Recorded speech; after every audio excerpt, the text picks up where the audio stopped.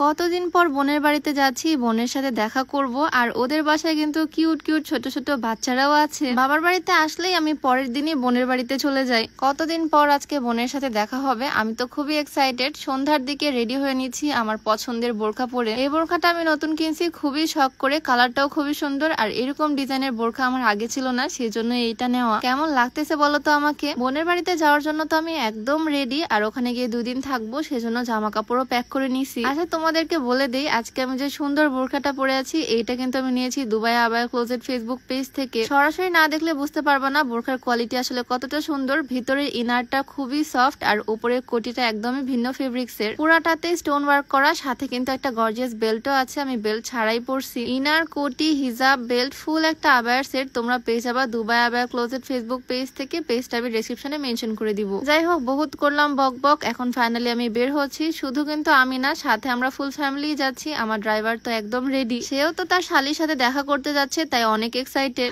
আমি, আমার হাজবেন্ড, সাথে আমার আম্মুও যাচ্ছে। আর আমাদের বাসায় দাদি আসছিল, দাদিকেও নিয়ে যাচ্ছি আমার বোনের বাড়িতে। দাদির দিকে ক্যামেরা ঘুরে একটু বললাম হাসতে, বাট আমার দাদি তো হাসবে না, কারণ দাদির দাঁত নাই, হাসলে ভালো দেখাবে না, সেজন্য দাদির লজ্জাই হাসে না। যাই হোক, আমি তো খুশি ঠেলায় নাচতে নাচতে যাচ্ছি। অনেক দিন পর রাতের রাজশাহী দেখতেছি। আমাদের এই রাজশাহী শহরটা না অনেক বেশি সুন্দর, আর রাতের বেলা তো এই শহরটা আরো সুন্দর লাগে এই লাইটিং গুলোর কারণে। শুধু এই লাইট রোডটা না, পুরো রাজশাহীটাই একদম দিনের মতো আলোকিত হয়ে থাকে রাত্রে বেলাও। যাই হোক, ফাইনালি চলে আসলাম। আর এসে দেখি আমার বোন বাইরেই দাঁড়িয়ে আছে, মানে ও আগে থেকেই জানতো আমি আসবো। আম্মু ফোন করে বলে দিস আন্টিকে। আমি যখনই আসি ম্যাক্সিমাম সময় না জানিয়ে আসি, মানে সারপ্রাইজ দিতে চলে আসি আর কি। অনেক দিন পর আমার বোনের সাথে দেখা। এতদিন ওও আমাকে অনেক বেশি মিস করছে, আর আমিও। আমাদের চেরি বাবুর ছোট্ট ছোট্ট কতগুলো বাচ্চা হয়েছে, বাচ্চাগুলো তো মাশাল্লাহ কত বড় হয়ে গেছে দেখো। লাস্ট বার যখন আসছিলাম এই বাড়িতে, তখন বাচ্চাগুলো একদম ছোট্ট ছোট্ট ছিল, হাঁটতেও পারতো না, চোখও ফুটছিল না। আর এখন দেখো বাচ্চা কত বড় হয়ে গেছে, আমার ঘাড়ের উপরে উঠে বেড়াচ্ছে। সবাই মাশাল্লাহ বলে দিও, নয়তো আমার ছোট্ট বাবুটার নজর লেগে যাবে। বাড়িতে না ঢুকে বাবুকে নিয়ে আমরা দুই বোনে মাঠের মধ্যেই ঘুরে বেড়াচ্ছি। হাঁটতে হাঁটতেই দেখি সামনে একটা বকুল ফুলের গাছ, গন্ধে একদম মোমো করতেছে চারিপাশটা। বকুল ফুল, শিউলি ফুল, এগুলো ফুলের গন্ধ আমার খুবই ভালো লাগে, আর আমার আম্মুও খুব পছন্দ করে এই ফুলগুলো। একদম রাস্তার মধ্যে বসেই পড়ছি ফুল কুড়াতে কুড়াতে।